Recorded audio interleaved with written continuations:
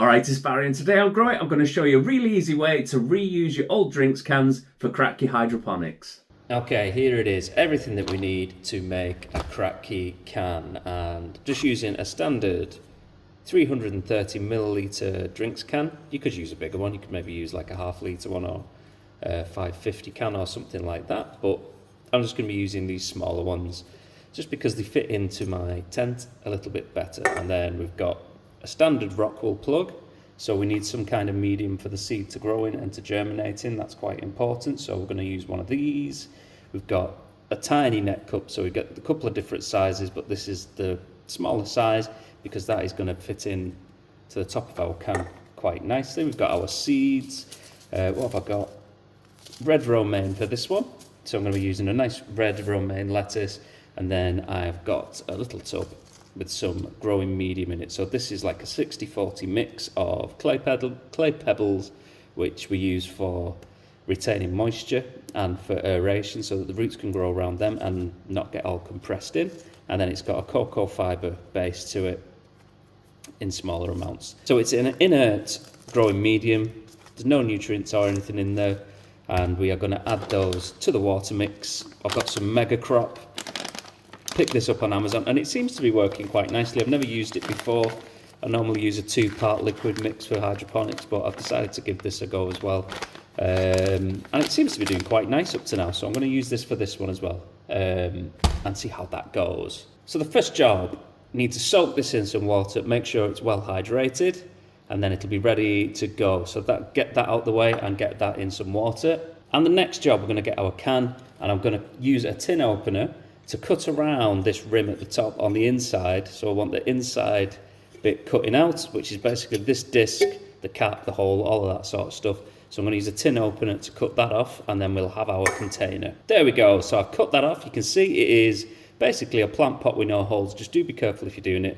These bits can be quite sharp on the inside, especially if there's like a small, see there's like a sharp bit there. So if you get a little sharp bit, you can press that in. Use something metal to press it in, just to make sure that you don't get cut on it while you're doing it. And now if I get that little net pot, you can see how well that fits inside. It is absolutely perfect. I mean, it's almost as if it was made to go in there. I really like these. And as you can see, once we fill this up, it's going to be a nice little thing. So I mean, look how good that fits in there. It's really good. Really impressed with that. So next job, I'm going to get the Mega Crop. So whatever nutrients you're using, make sure that you are using the right amount as according to what your instructions say. This is it's sort of like a powdery one, but it's a general all-purpose fertilizer for hydroponics. And what do we need? So I normally use 1 gram per litre, so it's not going to need very much at all. Maybe about this much. I'm not measuring it out, I'm not getting the balance out and doing it, but I'm going to put that much in. I think that'll be enough. And then I am just going to fill this up with some water, ready to put the rock wool plug in. There we go, that is filled with some water. And as you can see, I've gone quite close to the top. I'm just going to leave a small gap, just because once all this goes in and the plug goes in and everything, I don't want it to overflow. So I want to leave a little bit of space for that. And what's going to happen is we're going to put some of this growing medium over the top as well, which is going to block any light from getting in there, because the last thing we want is this filling up with algae and everything, because it's really high nutrient water. So any algae or anything, it's better if you can use distilled water for this.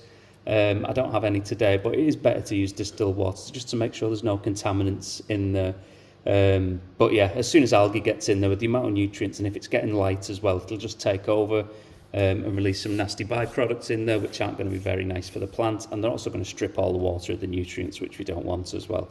So a little bit of room, and as this plant grows, as with Kratky, it's going to use up that water, take the nutrients, and it's going to make its own oxygen gap for the roots as well. So I think that is going to be very nice there up to that level. So I'll just get our rock wool plug, which has been soaking. Here it is. And I'm going to drop that in there. And normally when I use these little net pots, I don't really add any extra media to them because they're quite happy to just sit in there. But while I'm doing it this method, I'm going to pick out some clay balls and put them around the bottom just to give a bit of stability to the plug so it's not flopping around in there. when I'm filling it up. And it will also make extra room for the roots to grow through so that they're not getting compressed or squashed in by the soil once it hydrates. Right, and before I fill that in, I'm going to put my seeds into my rockwool plug. There we go. 2 or 3 seeds is fine. It's better to put a couple in just in case some of them don't germinate. So I'm going to drop them down into the hole. Give it a tap just to make sure that they fall right in.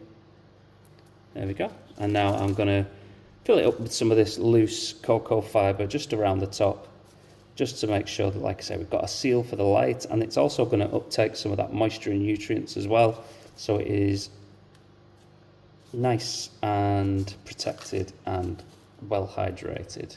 So now underneath there, I'm not going to add any water to this. I'm not going to make this not going to water this soil, just because all the water is underneath in the nutrient mixture, and that plug is in contact with that, so it's not going to dry out, and it's going to keep the seed in there hydrated and everything. So I don't need to add any extra water to this. It'll just hydrate itself over time as it starts to grow, and eventually, maybe in a couple of days, we'll get that seed come up through this soil, and it'll be on its way to growing, and then that is it.